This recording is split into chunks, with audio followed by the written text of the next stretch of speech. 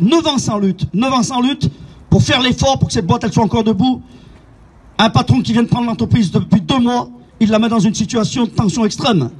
Donc je pense qu'effectivement il faut que, c'est vous qui allez décider de la poursuite de cette grève, de la forme que vous allez lui donner, mais je pense que vous êtes en train de donner l'exemple à beaucoup de salariés en France qui sont confrontés aux mêmes situations, que ce soit dans votre filière, dans la filière automobile. Mon camarade d'Arcelor pourra intervenir sur ce qu'il est en train de faire dans la sidérurgie.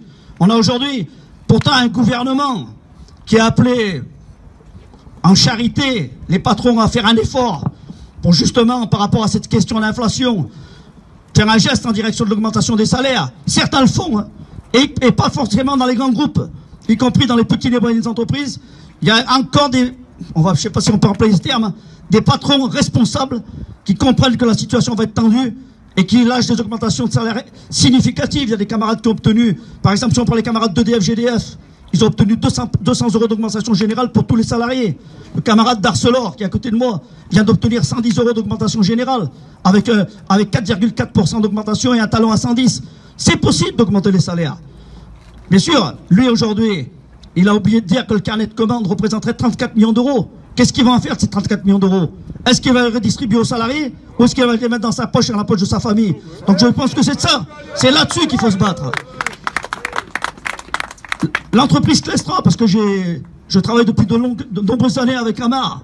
Amar, c'est pour nous à la fédération une référence en termes de rapport aux salariés, en termes de l'amour qu'il met dans cette entreprise pour se battre à côté des camarades de la CGT et les salariés. Et je pense qu'aujourd'hui, effectivement, hein, le combat est dur. Et ils ont compris qu'on arrive à 5 jours des fêtes de Noël. Mieux ils mettront la pression, et mieux ils espèrent que vous allez craquer.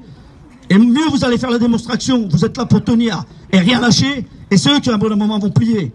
Il n'y a pas des patrons qui, à moins que ce soit un fou, hein, si j'ai pu comprendre, il est quand même attaché à son carnet de commande pour faire rentrer du pognon. Je pense qu'à bon moment, quand il va voir que la détermination que vous avez mis en place, des syndicats autour qui viennent vous soutenir, les structures de la CGT qui sont derrière vous, je pense qu'il va avoir, espérant l'intelligence de dire on va se mettre autour de la table et on va répondre aux revendications des salariés avec bien évidemment, première priorité, une augmentation générale des salaires. Je pense que dans la période c'est très important et bien évidemment le maintien des acquis.